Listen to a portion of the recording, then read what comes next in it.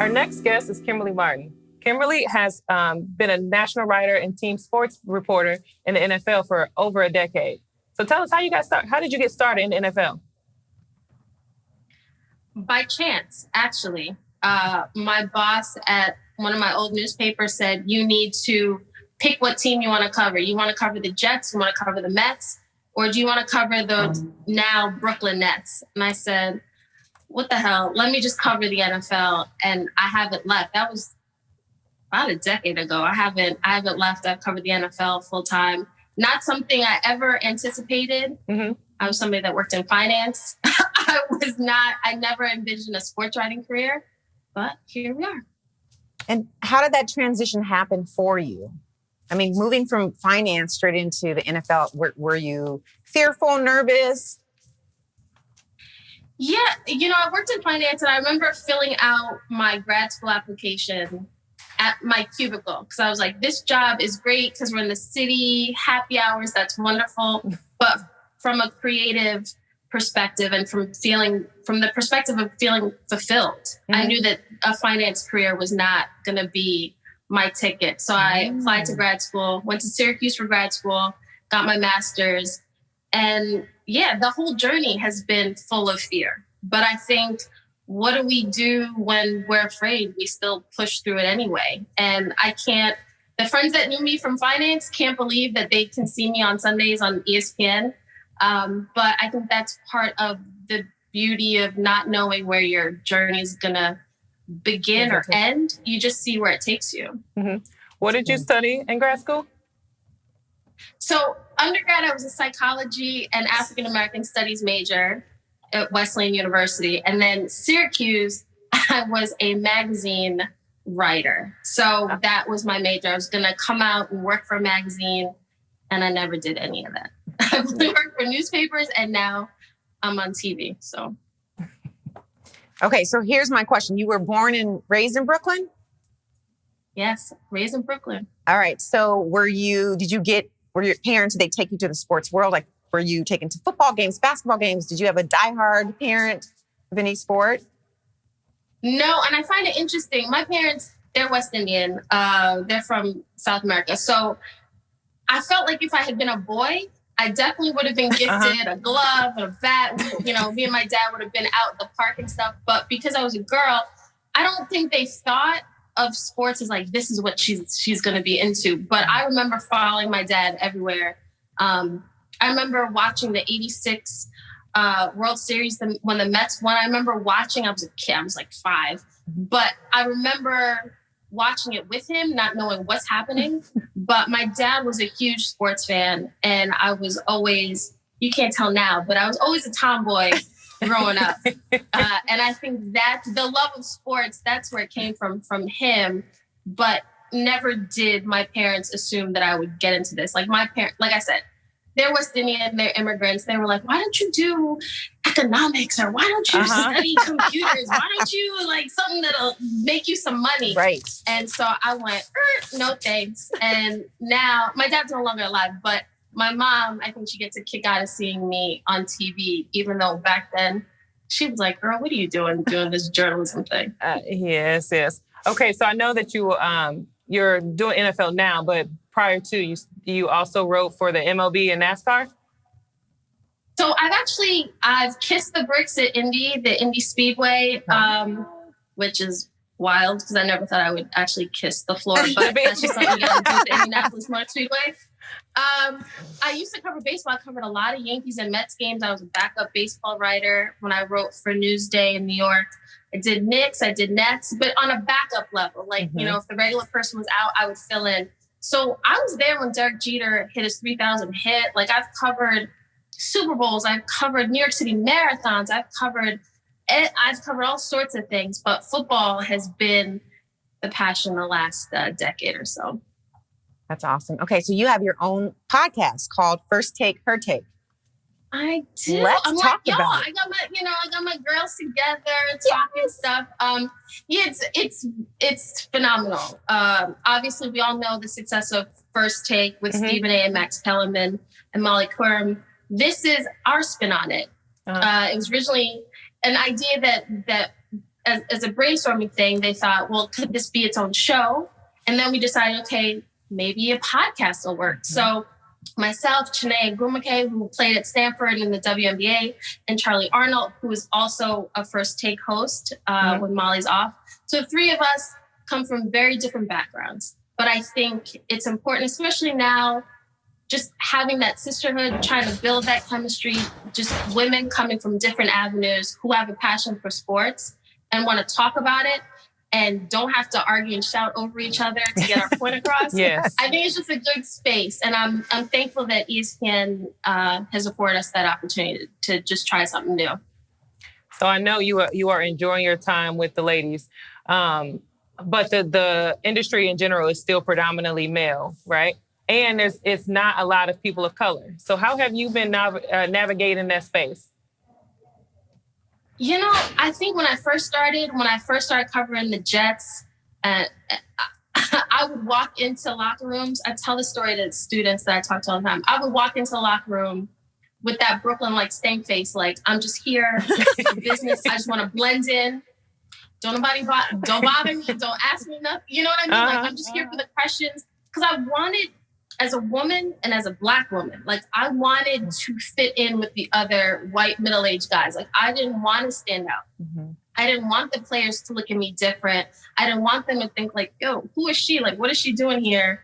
You know, she looks mad young. Does she know anything? And don't get me wrong. I dealt with guys who didn't think I knew anything or sometimes they wouldn't see me as a real reporter, but then they just tell me stuff and I would just write my stories. But I think it's hard because you want to fit in. And then after a couple of years, I was like, that's the worst thing I could have done. Yes. Because I think if you just carry yourself in a way that lets people know, listen, I want to build relationships. I want to know more about you, but I am about the work.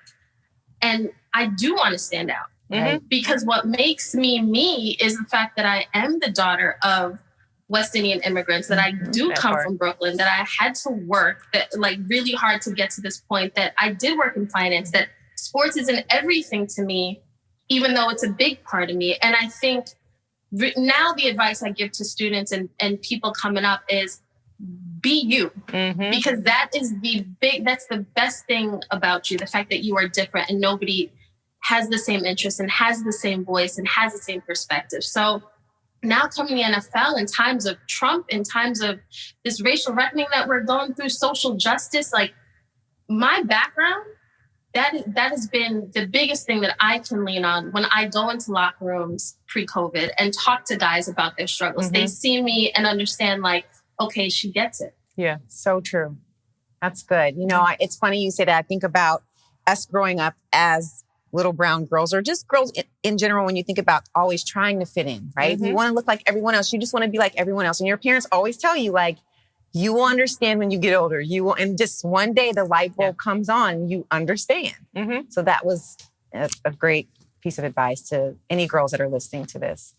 Yeah. Yes. Do you? Yes. Don't try to fit in. That's the worst thing. You end up cutting off what makes you special when you do that. So good.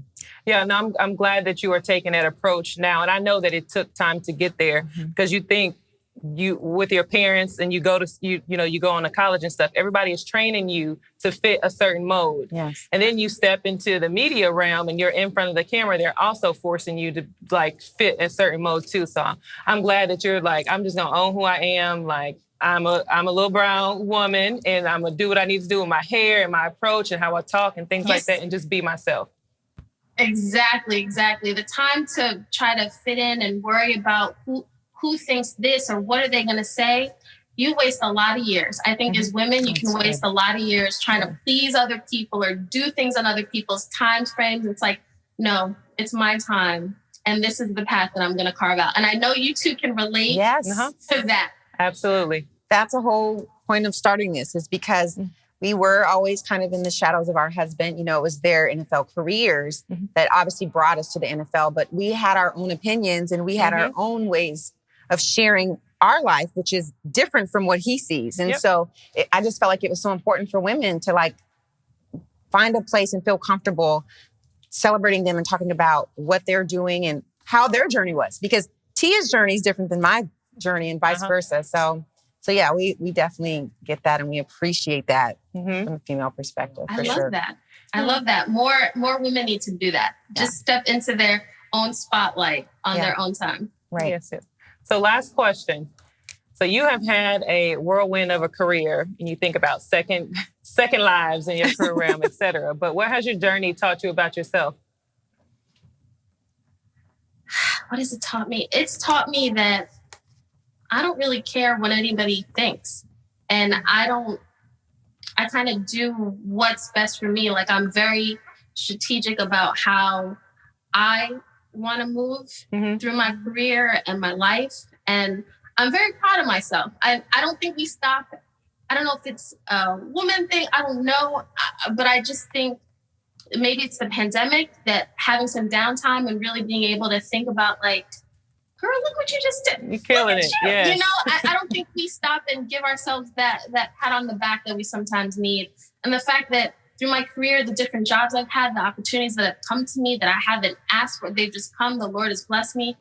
I'm very thankful that I haven't listened to other people, because my life, like I said, if I had listened to my parents, I'd be studying computers or maybe like being an econ major, when that wasn't my journey. So I'm glad that I just focus on what I want.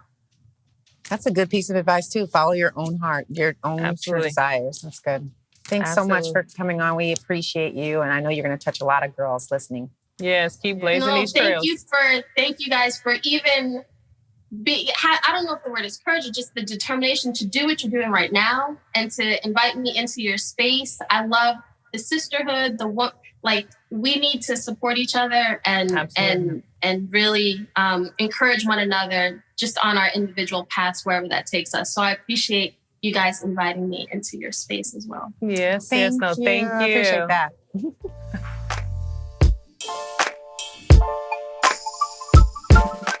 Welcome back to Halftime, sponsored by Bacardi. So tell us, what drink do we have this time? Well, since we're in the Super Bowl, I decided to make a Florida-style old-fashioned with the Bacardi 8. So the difference between this and the Superior is the Bacardi 8 is actually aged under the Caribbean sun for 8 years. Okay. Wow. Hence its 10. So here we go.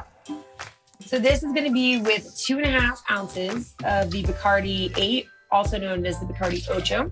2.5, huh? 2.5. Yeah. I know. I'm scared. Pass it right. I'm scared of this. That's all right. You'll do fine. Okay. Okay. You got to get that other 1/2 ounce in there. That's what makes it. That's a little bit more. That's a lot more than it is. That's more, but you know, there's no such thing as too much alcohol. So we do 3 dashes of Ango bitters. Okay. Okay. Okay. Take this. Take that. What is this called again? Fantastic. Ango bitters. It's very traditional bitters that are found in Manhattans, Bucurés, old fashions. How much did you say? 3 dashes. Just get that sucker in there. In here. 1, 2, 3. Yes. There you go. And I like to call this like an oops, I didn't mean to do that. Like, oh crap, I didn't mean to do that. Okay, that's Okay. cute. Okay. What's this one? That is gonna be simple syrup. It gives a little bit of sweetness. Okay. There you go. And then we're gonna take our bar spoons. And this is a homemade peach puree that we made. So you're gonna do 2 dashes or spoonfuls. I like a little peach situation. And to represent all your food additions that you have, you could use that as a topping on like a burger or something like that. So you can drink it and eat it. Okay. Okay. So 2 dashes. You got your little bar spoon right there. Oh, I was waiting for you to give me. You can have it if you want it. 1. And then just spin and spin and spin. Okay. 2. You want to dilute a lot of the ice into the drink. That's what kind of gives it a little bit more of a flavor. It breaks down all the chemical compounds of the alcohol. Yum. So then we take our strainer and then we just try and strain as much of that puree as possible. I'm excited to try this. It's really good. I love a little peach situation. It smells good. Thanks. And for you. Thank you. And then we're going to garnish it with a cherry. You and your presentation. I love it. A little flag. I know. I'm going to need you to come to my house. Same color straw. I know, right? Okay. That smells good. Yum. A little flag, and then the butt straw. So cute. You know, when it's over, you're going to have to teach me how to Oh yeah, and so here's the other option. If you don't want to have all this decor, the traditional way for an old fashioned is you take the slice and then you spritz it with the oil to be released on this side of the glass. Oh, There we go. Awesome. So that is our Buccaneers Peach Old Fashioned. Cheers. Now let's get back to third quarter.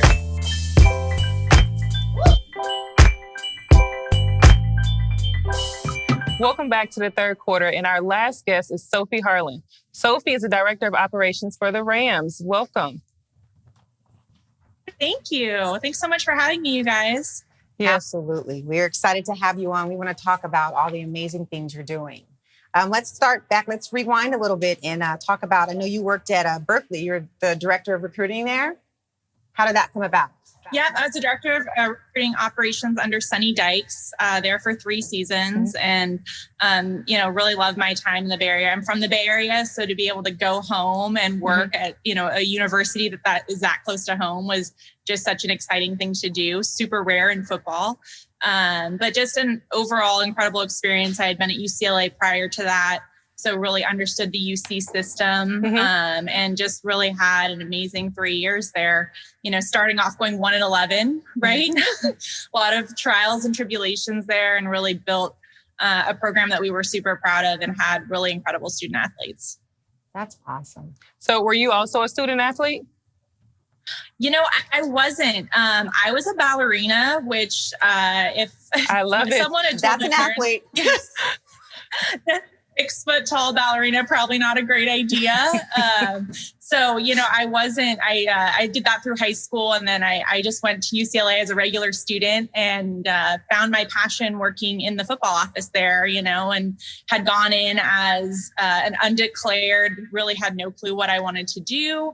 And was given an opportunity to work in the football office. And a couple of weeks in, I was like, oh, this is it. I love this. And kind of have been hooked on football ever since. That's awesome. Okay, so I know you were the liaison to the owner for the LA Rams. Talk about what you did there. Yeah, so, the Kroenke family is an incredible family. They truly give us the ability to do the things we need to be successful. And I'm just so grateful to have the opportunity to work for such an incredible group of owners. And, really, they have so many different things going on that really I just help focus on things that are connected to the Rams, right? Whether it be when we were in the Super Bowl a few years ago, our game days, both home and on the road, or anything that pops up just for our team specifically. They have a really great group of people who work with them on the day-to-day for all of the things that they are involved in. And I just focus mainly just on the Rams, helping make sure that anything that has to do with our game days or our club really runs smoothly. So, of course, you work in this industry that's predominantly male. How have you been navigating that space, right? How have you been getting in the good old boys club? Yeah, I think I've been super lucky starting at UCLA with Coach Neuheisel, working with Coach Dykes, and then coming here to the Rams with, an ownership group and a leadership group that really don't care about that and really just want the best person for the role.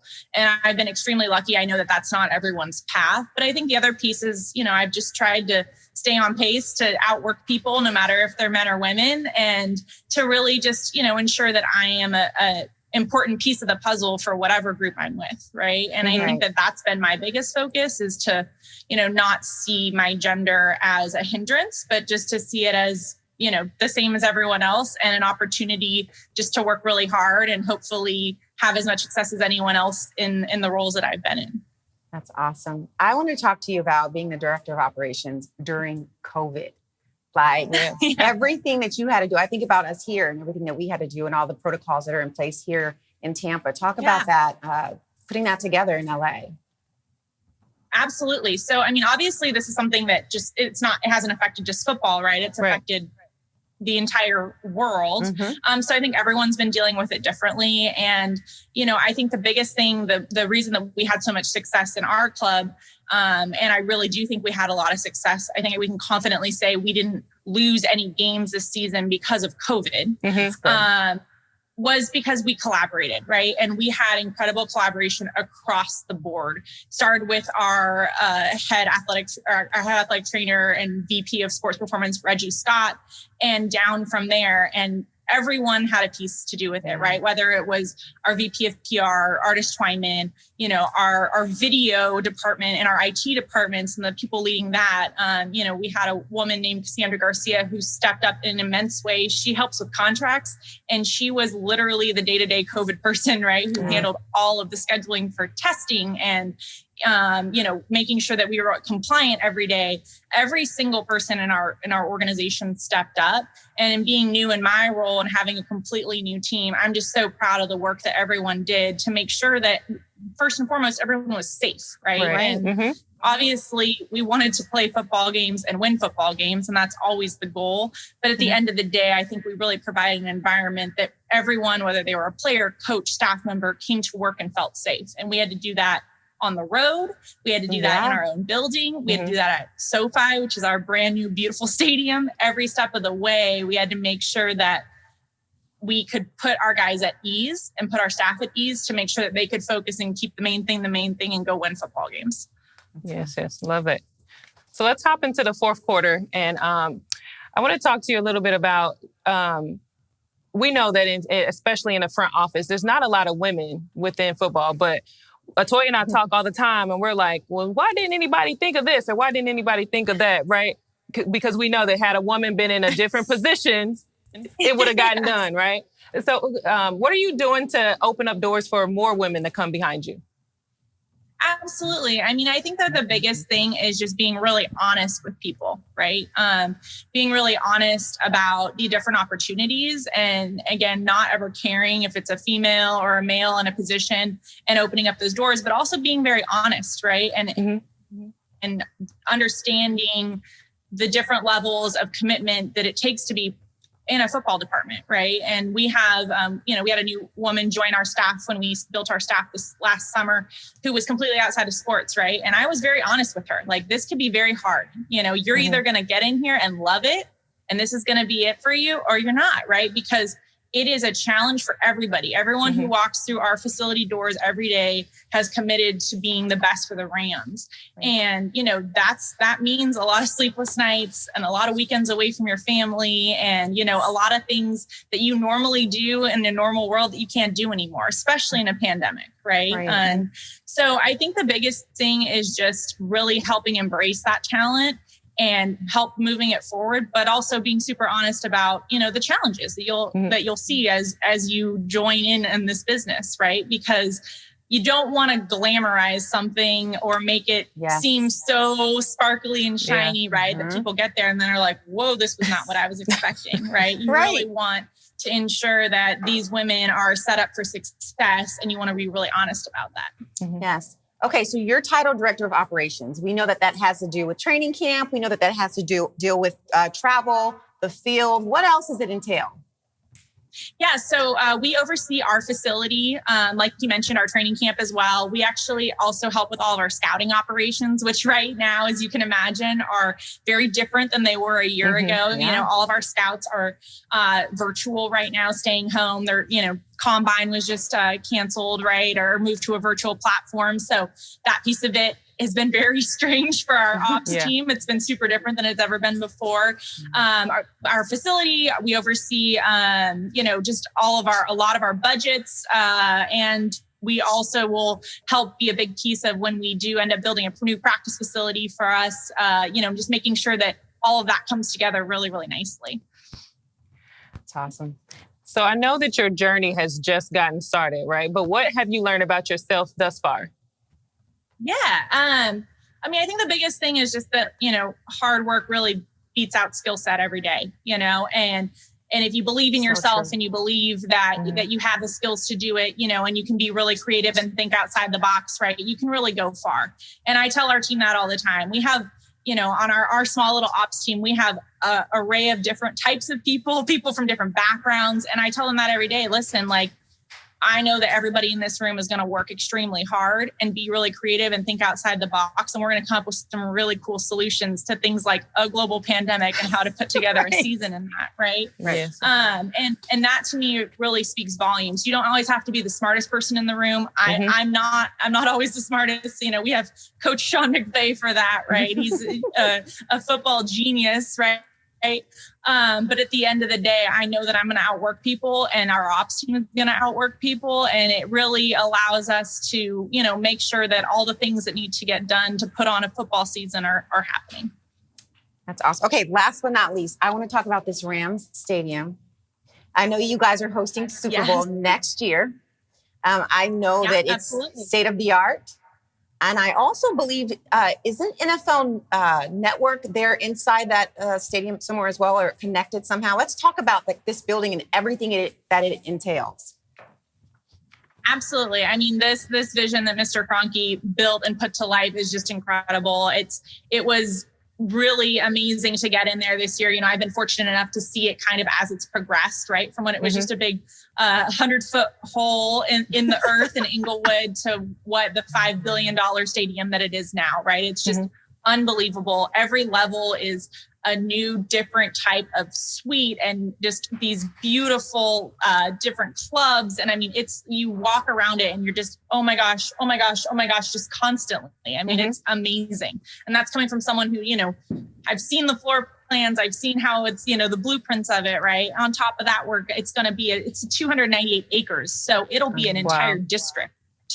That has things like amazing restaurants, this beautiful public park, and there's a beautiful lake in the middle of it. You know, to your point, NFL Network is just next door. So you can see it from the west side. If you're on level 7 where our coaches are, right, and our media, you look right across the way and there's the NFL Network compound. It's going to be incredible when it all comes together, and it's already just so incredibly amazing. And I just can't wait for our fans to get them there because they are going to have their minds blown. Yes. I look forward to that. Awesome. Absolutely. Because we will definitely be there. Yes. For Super Bowl 56. Thank you so much for joining us, Sarah. Absolutely. You were amazing. We appreciate you coming on. Let everyone know, do you have a social media handle? Where can they follow you? Oh, gosh, I'm the worst at social media. That's okay. That's good too. You can go follow the Rams. We put out incredible content. Our community team puts out really amazing content. Our community group is really, I mean, I know I'm biased, but is just unbelievable. And they do so much in the LA area. So go follow them and go follow our Rams, stuff, because my stuff is not worth following. Well, thanks again, Sophie. Yes, thanks for coming on. We appreciate it. Absolutely. Have a great time in Tampa. Enjoy your trip. Thank you. Bye. Thank you guys for joining us for our 3 episodes of Highlight Her. And we'd like to give a special thank you to our sponsors, Bacardi, as well as our amazing mixologist, Mo, and Body Armor.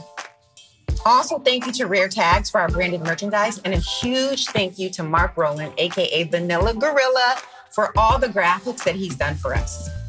And last but not least, we'd like to thank our production team, Ardent Flame Media Group, and Danielle, Jeanette, and Jamona of JOC PR. And we could not have done this without you guys. Thank you. See you all next year in sunny California.